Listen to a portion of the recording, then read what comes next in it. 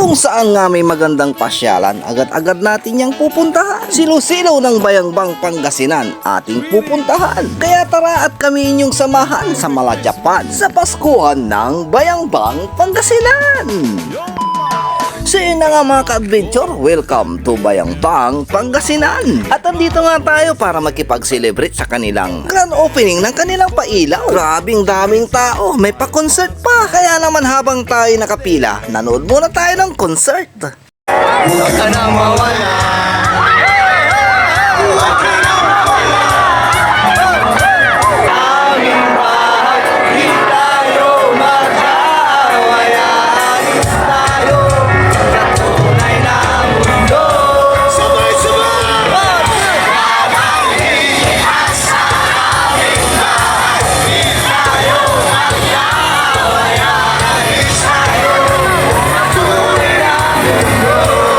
Di ba mga ka-adventure, ang saya-saya. Pinaghandaan at talagang pinabungga ang kanilang pailaw dito sa may Bayangbang. At lalo pang pinasaya ng sinabayan ng kanilang grand fireworks display.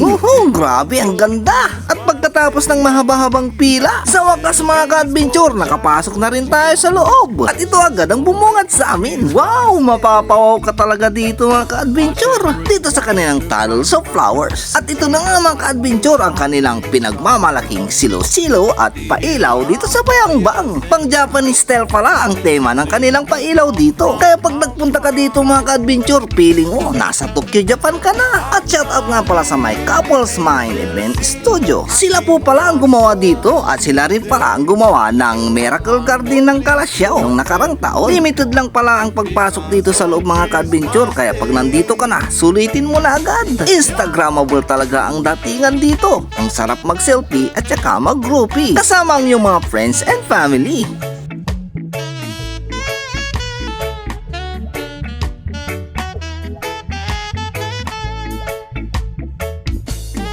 Kaya mga ka-adventure, kung ako sa'yo, isama mo na sa inyong bucket list ang pagpunta rito. Siguradong mag-i-enjoy ka rito sa ganda ng kanilang silo-silaw o pailaw. Ramdam na talaga ang simoy ng Kapaskuhan dito sa may Paskuhan ng Bayangbang. Kahit gaano kahaba ang pila mga ka-adventure, pagpasok mo sa loob, sulit naman. Kaya naman yayain mo na ang iyong mga katrupa at barkada at inyong mga pamilya, lalong-lalo na ang mga bata. At sigurado'y mag-i-enjoy sila dito. At mayroon nga tayong mga nakitang sulit followers dito.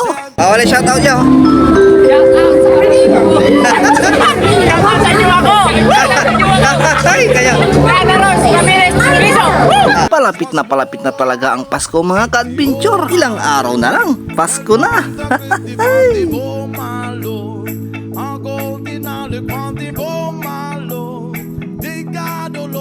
At mayroon nga tayong mga nakitang magkakaklase dito, sumasayaw pa ng TikTok. Hi! Isa sa pinaka-the best at pinakamagandang napuntahan kong silo-silo dito sa may Bayangbang Pangasinan. 10 out of 10 mga ka-adventure. At ito nga ay nagbubukas mula alas 6 ng gabi hanggang alas 10 ng gabi. So yun na mga ka-adventure, hindi na nating nabidyohang maigi dahil pinalabas na tayo. At dahil nga sa sobrang haba ng pilat tayo na uhaw, nagmerienda muna tayo dito sa may Ice Crumble. Yan, dito po si Ma'am Jenny, ang may-ari po ng Ice Crumble. Kaya tara, arat na mga ka-adventure dito sa may Paskuhan ng Bayangbang.